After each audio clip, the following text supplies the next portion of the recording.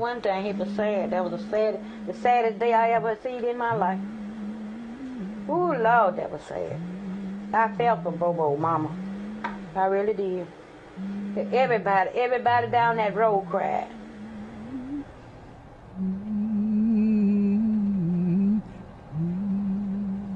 Mose Wright locked on the door and said they'd taken my boy. Well, I told him we could go and look for him. We went up to Munnins and we come back. And then Mose told me, ain't nothing else we could do. Just sit and wait.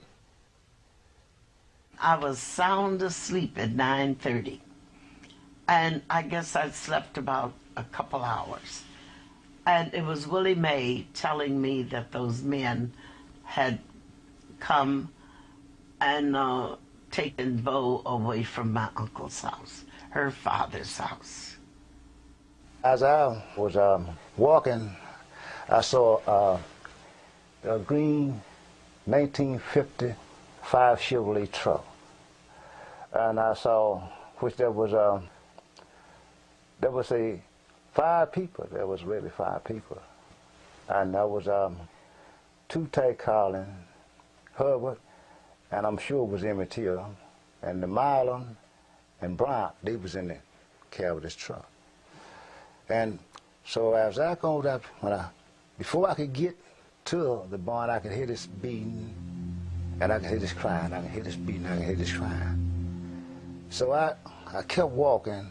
Then I had to go up and see, walked up and told Miss Mandy about it. I said, Miss Mandy, I said, you know, I said, they beating somebody in that barn. So she said, I'll tell you one thing what we do. So let's walk back up that way. So me and Miss Mandy, which we did, we came back up there. And there was a well there, and I turned the well on, and I'm going to get me some water. At that time, I could look. I can see J.W. Marlon came up. He had a green shirt on, khaki pants, and a 45 on his side. So he asked me, did you hear anything? I said, did you hear anything? I said, no. I said, I didn't hear anything. A human being just being beat by white folks like this here, you know, by beaten about this, you know.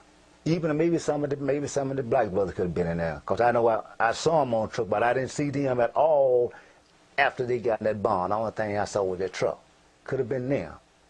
And just by going, you know, listen to it, it's something, I mean, it's really something. It hurts you. You don't forget. These things I will never forget. The night of Emmett Till murder, which we didn't know he had been murdered that night, in the middle of the night, my sister and I was lying up in the window like trying to get some air, and we saw this fire in a barrel in back of J.W.'s house. And we woke our parents up.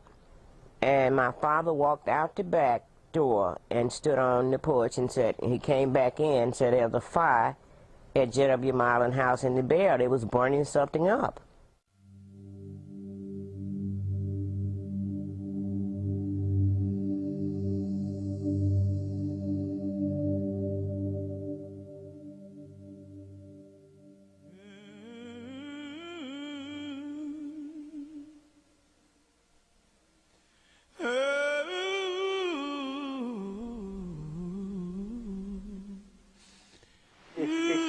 Came and told me they had found the body at Phillips School and identified the body, which I did. And we found the body with didn't have on any clothes at all. The body was so badly damaged that we couldn't hardly just tell who he was, but he happened to have on a ring with his initials, and that cleared it up. I was at home and Mose Wright called me and said they done found the body. And I want to go down there. They identify his body. And I carried him down there.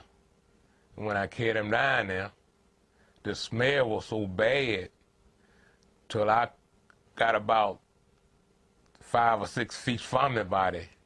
And Mose Wright went up there and pulled his ring off and said, that's him. And then Mose Wright said his tongue been cut and pushed back in his mouth, and his private had been cut off. When I heard that Emmett had been found and had been murdered, everybody just fell to pieces? Well, there was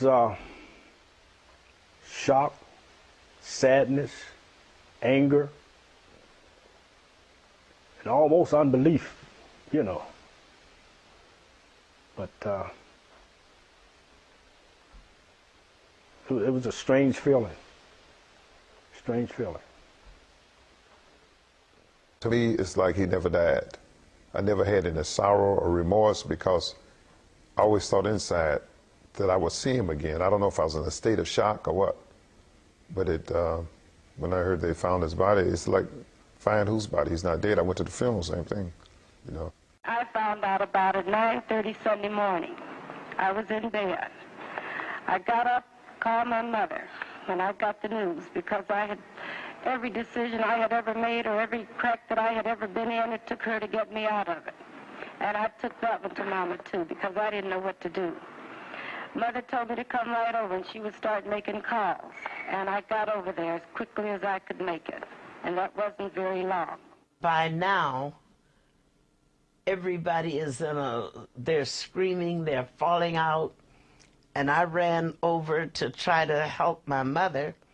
And I felt such a vibration coming from her to me until I jumped back, because it seemed that I was going to take her life away from her.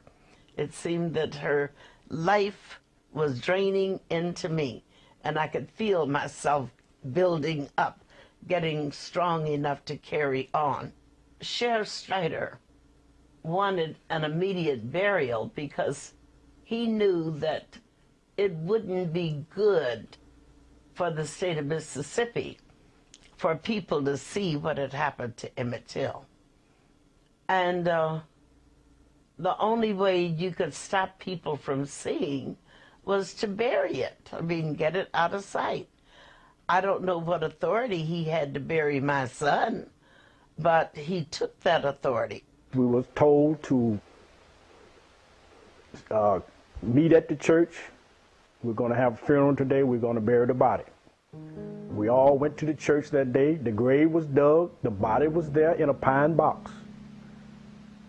It had an awful stench to it. And we was getting ready to put the body in the ground when we got word to stop the burial.